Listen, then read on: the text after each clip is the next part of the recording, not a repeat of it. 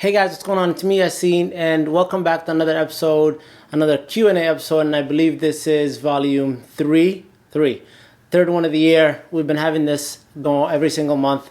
Basically, I ask you guys on social media, on Instagram and Twitter, for you guys to drop a question, and then I answer your questions for you. So if you want to be on next month's episode, then definitely make sure you follow me on Instagram or Twitter, where I'll be posting questions, and then I'll be answering your questions. So we're trying to go 12 for 12 this year.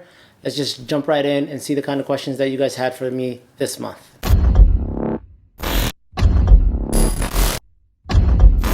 Okay, so we're going to start right off with Twitter. First question comes from my boy from the Bay Area, El Jefe, and he asks, what made you want to become a YouTuber / a content creator?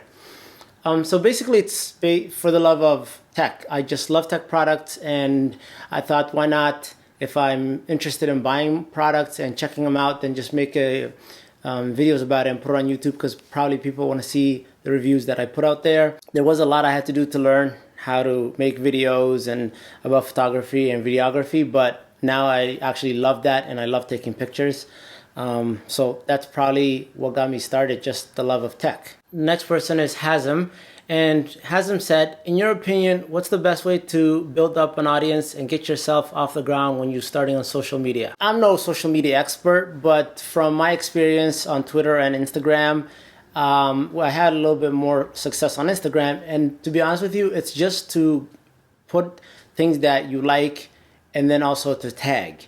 What I mean by that is, say you have a Instagram page about desk setups, or you like to make desk setups, then start putting pictures about your desk setups, but then also make sure you put hashtag desk setup, setup tour, and all that stuff, because the reason is people that are looking for desk setup Instagram pages that want to follow, they're going to go and look for those hashtags. And now Instagram has the option where you can follow hashtags, so that's a really big way to get going.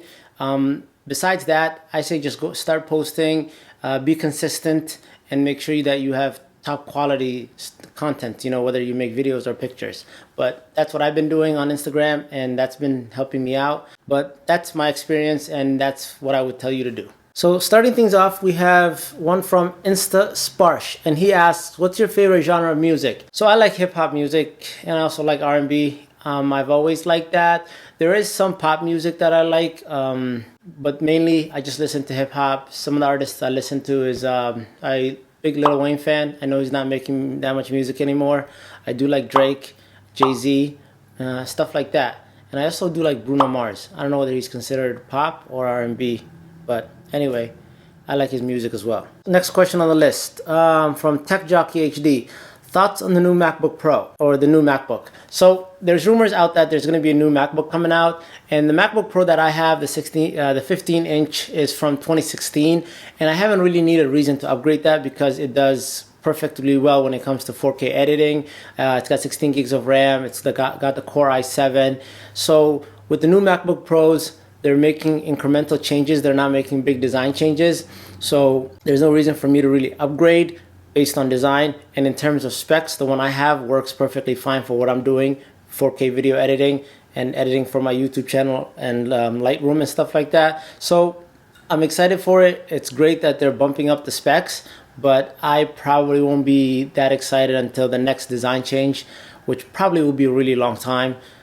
But that's my thoughts on the new MacBook Pros. But if you have the older ones, I would say get it, as long as you're willing to be okay with a dongle life. I got a bunch of dongles for everything because all they have is USB-C. So the next one comes from somebody named Android Limited. And basically they ask, should I go for a refurbished OnePlus 3T? That's a good question, because the OnePlus 3T is a really good phone. They've always had high specs above what the year they came out where everybody else had.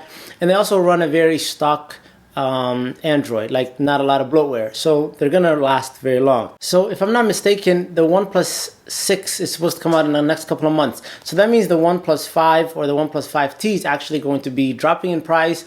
And if you are looking for something that's budget, then I would definitely wait and just till that 5 or 5T drops in price and get that, because it's better than the 3T, even though the 3T is still good, but I think you don't want to go more than 2-3 generations back on phones. So that's just my thought, but let me know if what you decide to do. So the next question comes from Manuel3M5I on Instagram, and he asks, when do you think we won't use mobile phones because we will have a real alternative?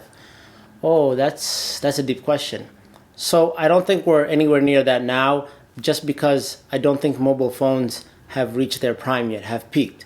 Like, the way I'm looking at it is, think of an athlete. So an athlete plays like 10, maybe 15 to 20 years. So after year 9 or 10, they're in their prime, like year 10, 11, 12, and then they hit the top of their prime, and they're just going to start going down year 14, 15. So me personally, I don't think we've reached the prime or the top of the hill for cell phones yet. I think they could still get better displays, getting rid of the bezels, all that stuff, better battery life. So if cell phones been around for the last 10, 15 years, then I think we still got some ways to go. So hopefully that answered your question, but I think it'll probably be another 30 years or something. And then the last question that we're going to take today is also from Instagram. It's from TZ_210.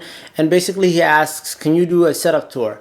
Yes, I can. And actually I have done a setup tour, 2 setup tours. I'll link them down below in the description if you want to go check them out.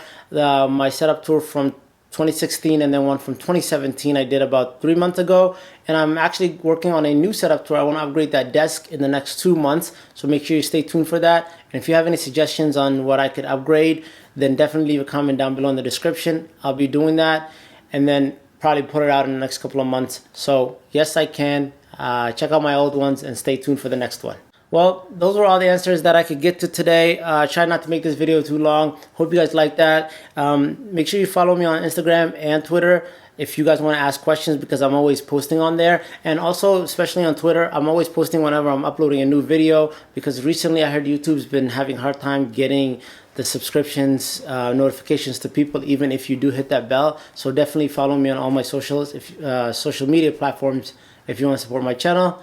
I hope you guys enjoyed the video. If you did, please give it a thumbs up. Consider subscribing to my channel. I'll catch you guys in the next one. Until then, stay plugged.